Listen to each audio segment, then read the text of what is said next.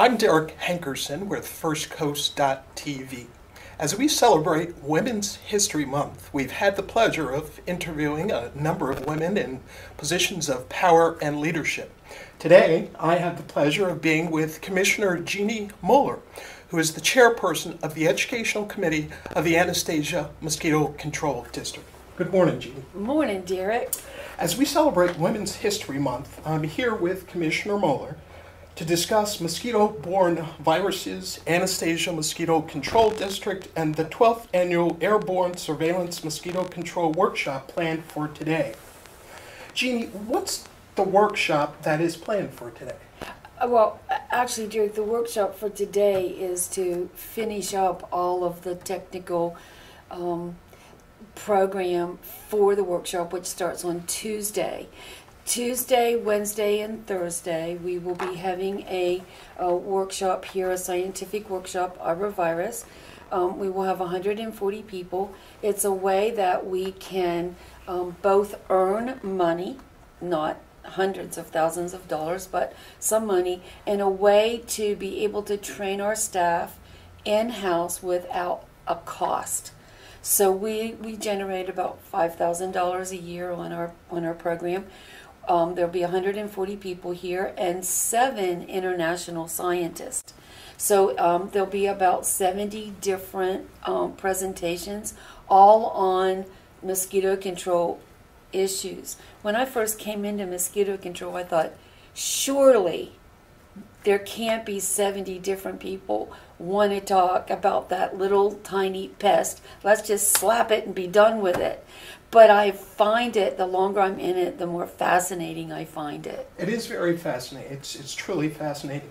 With reference to fascination, what are some of the airborne viruses that are of concern to us here in St. Johns County? In St. Johns County, we are concerned about the four viruses that are encephalitis. Off the top of my head, I can only remember 2 of them, but that's the St. Louis encephalitis and the triple E, which is equine encephalitis that affects both humans and horses. We are definitely concerned with West Nile. We are also concerned with chikungunya and dengue. And at statewide, at this point, they are way more concerned with the chikungunya and the dengue. They are brought to us by the container-grown mosquitoes, and we have them all over Florida. It's an exotic mosquito. It comes in when we have, and particularly because of the 450th, we are extremely concerned about imported mosquito control viruses. There was an article in the St. Augustine Record the other day about the Huguenot Cemetery where some of our residents passed away related to the yellow fever epidemic in the early 1800s. How far have we come from that period with reference to Anastasia Mosquito Control District? We have not had yellow fever here for many, many, many, many years.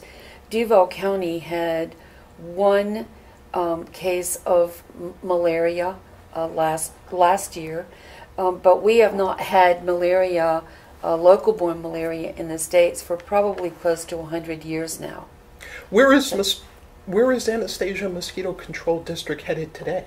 We are headed to a new building at State Road 16 and 95. We call it a building, but it really is a full complex.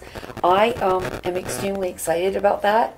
We will be able to do so much more with mosquito control and eventually even be able to save taxpayer dollars because we'll be able to do more research and that kind of thing, much more room. So we may be able to even at some point incorporate some of our substations into one district because we're centralized. When is the groundbreaking for the new building? March the 29th from 2:30 to 3:30. And we'll be doing an open house sometime in mid-November. We are the host this year of the Florida Association of Mosquito Control, so we'll be having the conference in November, starting November the 15th. It goes for about 4 days, and then at the end, we will have a big open house for our new our new building. So you all should try to come to that. Excellent. Tell us a little bit about Commissioner Moeller and how you came to be Education Chair of the St. Johns County Anastasia Mosquito Control District. There are 5 commissioners. We have 5 committees. And because I ran in 2006 on an public education platform, I was appointed the education chair. And I am in my 3rd term, and I have kept that education chair position, and I thoroughly enjoy it.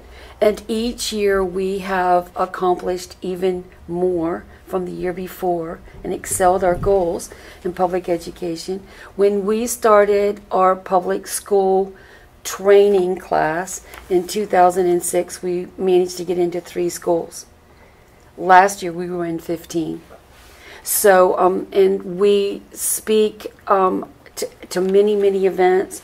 We're in lots of parades. I'm very, very proud of the staff for what they have managed to accomplish.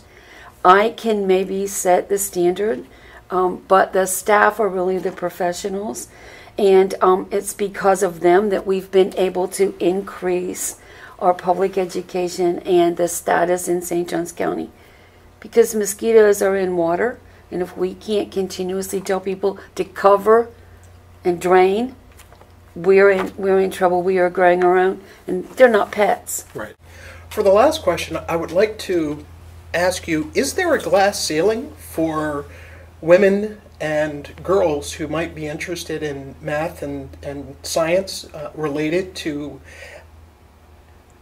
airborne viruses such as chikungunya, dengue, yellow fever, and things of that nature?